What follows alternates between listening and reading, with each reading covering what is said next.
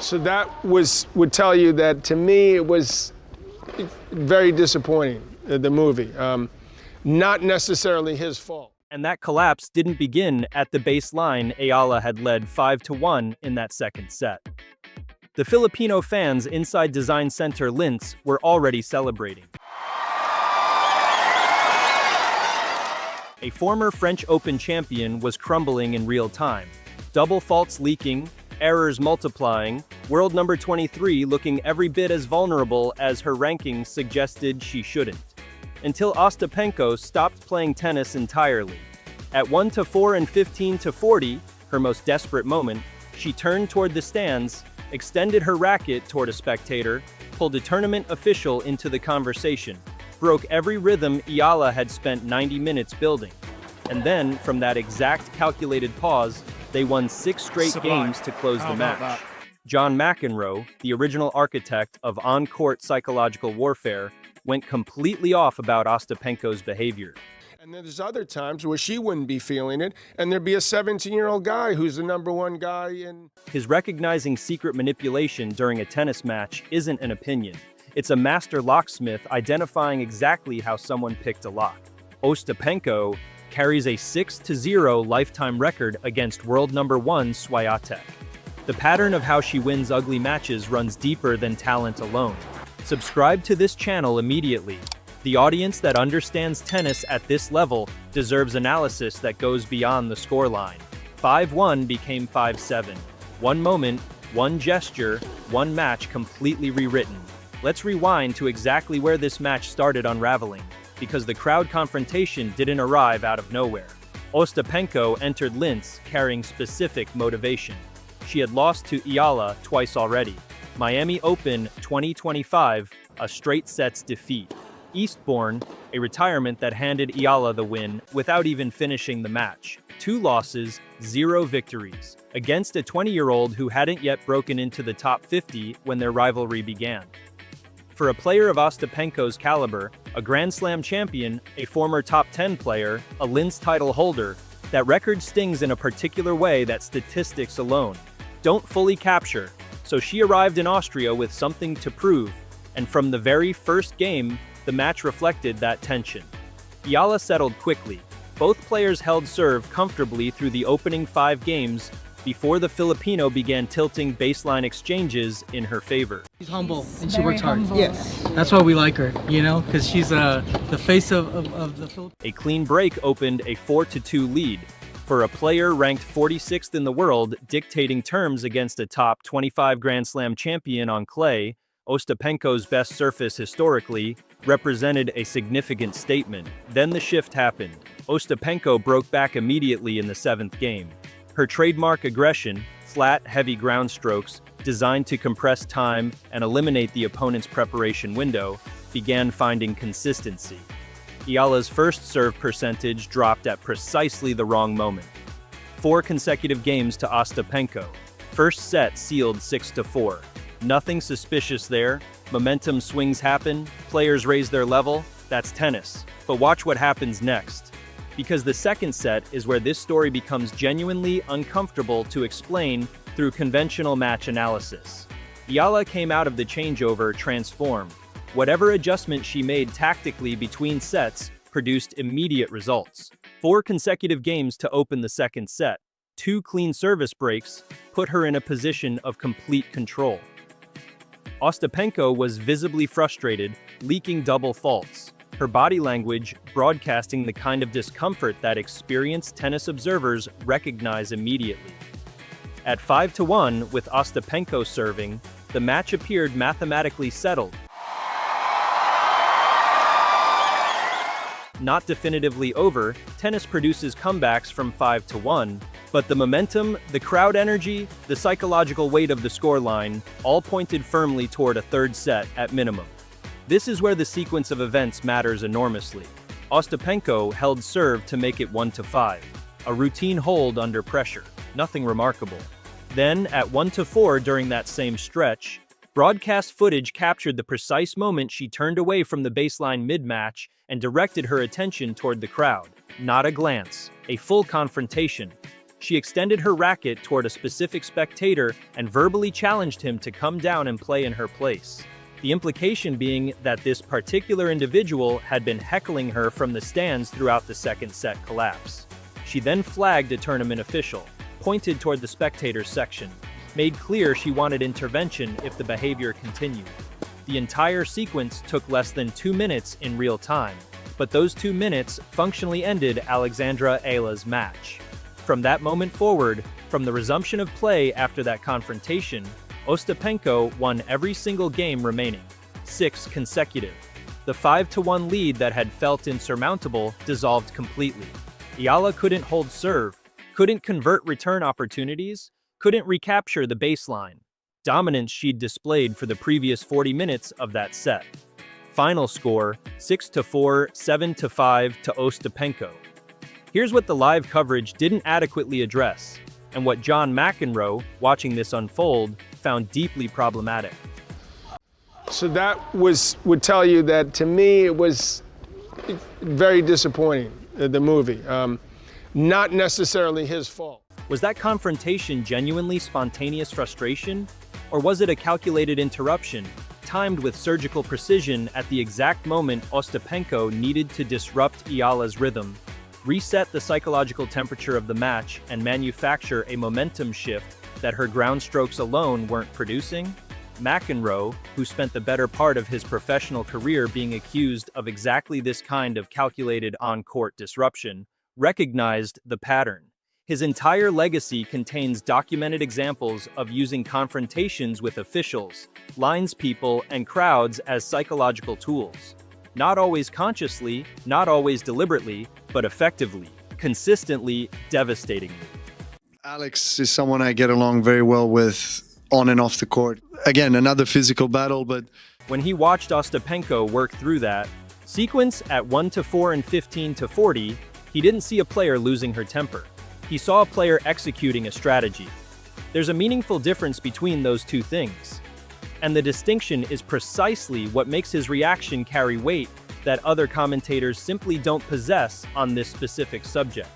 He went off, and the tennis world largely moved past it without sitting with what he actually said long enough to examine whether he was right.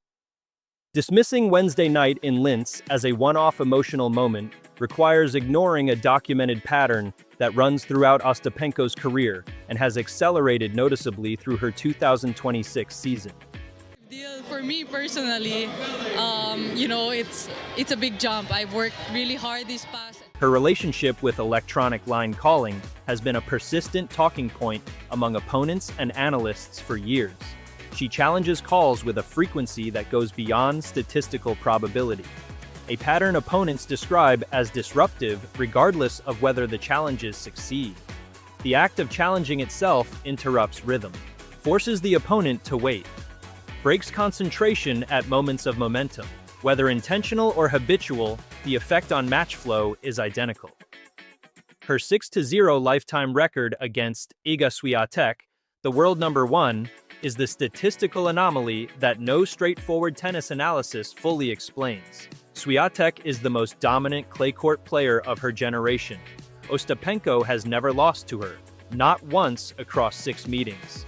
That record suggests something beyond raw talent operating in those matches, a specific psychological approach toward high-pressure opponents that produces results no ranking differential would predict. Her 2026 season entering Linz carried a 9-8 win-loss record. Solid but unspectacular. Yet the wins within that record arrived disproportionately against higher-ranked opponents in matches that contained extended interruptions, official conversations, and momentum disruptions. The pattern isn't invisible once you begin looking for it. The final statistics from Wednesday's match deserve closer examination than they received in post-match coverage. Ostapenko fired 41 winners, Eala produced 9. On the surface, that gap explains the result comprehensively. Superior firepower from a more experienced player on her preferred surface. Except that the winner count is entirely weighted toward the final 6 games of the match. During the period when Eala led 4-0 and extended to 5-1, Ostapenko was generating errors, not winners. the 41-winner total accumulated primarily after the crowd confrontation. Only won 3 matches last year after the French Open.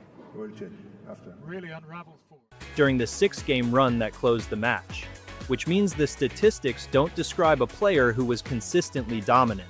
They describe a player who was struggling, manufactured an interruption, and then performed at an entirely different level once that interruption had done its work on her opponent's concentration. Eala, ranked 46th, 20 years old, playing her first clay tournament of the 2026 season, had held a commanding lead against the 2017 French Open champion on clay. Her 9 winners don't reflect a player who was outclassed. They reflect a player whose rhythm was surgically removed at the precise moment it mattered most. Eala's trajectory in 2026 makes what happened in Linz more significant than a single round of 16 defeat would normally warrant. She arrived in Austria having already climbed to a career-high ranking of 46th in the world.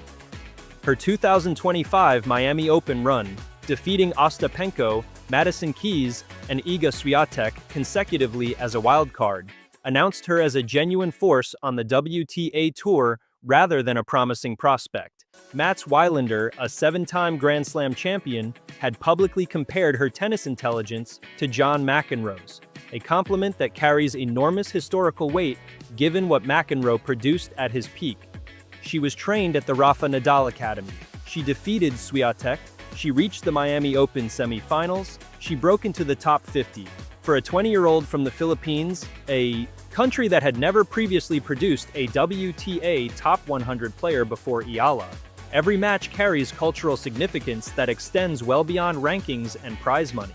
The Filipino fan base that travels with her across tournaments, the same fan base whose vocal support apparently contributed to Ostapenko's frustration in Linz, represents something genuinely rare in women's tennis: a passionate, organized, traveling support base for a player from a nation with no previous WTA presence at this level. That energy is an asset for Eala in most circumstances. In Linz on Wednesday, it may have inadvertently handed Ostapenko the psychological trigger she needed. The word cheating requires precision when applied to what Ostapenko did in Linz, because depending on the definition, the answer can change completely. Did she break any rules? No. Confronting a spectator is not a code violation. Requesting official intervention is not a code violation. Taking time between points to address crowd behavior falls within the boundaries permitted by the WTA rulebook. But McEnroe's point, and he made it with the authority of someone who exploited identical gray areas throughout his own career, is that legality and sportsmanship occupy different territories. Well, there's a lot of things that she does really well, and I think there's a lot of things that make her opponents feel very uncomfortable. Something can be entirely within the rules and still represent a deliberate manipulation of competitive conditions. His secret weapon framing isn't about what the rule book prohibits. It's about what experienced players know they can deploy within the rulebook's boundaries to destabilize opponents who haven't learned to recognize it yet. Eala is 20 years old. She had never encountered Ostapenko on clay before Wednesday. She had no template for managing a manufactured disruption from a player experienced enough to know exactly when and how to deploy it. That gap in experience, not the gap in groundstroke power, is what the final scoreline actually measured. Ostapenko advances to the Linz quarterfinals, where she faces Elena Gabriela Rus. Stuttgart follows next week, a tournament where Ostapenko is the defending champion. Roland Garros approaches on the horizon. Her clay season, built on this Linz victory, carries genuine momentum. Eala heads to Stuttgart as well, entering the main draw after Qin Wenjung withdrew through injury. Madrid and the Italian Open follow, a clay swing that will define whether her 2025 breakthrough was the beginning of something sustained or a peak that proved difficult to maintain against players who now have specific tactical information about how to approach her. The head-to-head sits at 2-1 in Eala's favor. The next meeting between these two players, almost certain to come given the trajectory of both careers, Where you can say it like it is and you're going to get honest feedback. She's the greatest player, female player that ever lived. will carry the weight of everything that happened in Linz. and Eala, having now experienced exactly what McEnroe identified as Ostapenko's secret approach, will not be caught in the same position twice. Whether that meeting arrives on clay, grass, or hard court, it will be worth every minute of your attention. If this breakdown gave you something mainstream tennis coverage didn't, a perspective worth your time rather than just a scoreline worth forgetting, then subscribing to this channel costs you nothing and guarantees you don't miss what comes next. The Stuttgart draw drops shortly. Ostapenko and Eala are both entered. The clay swing is only getting started.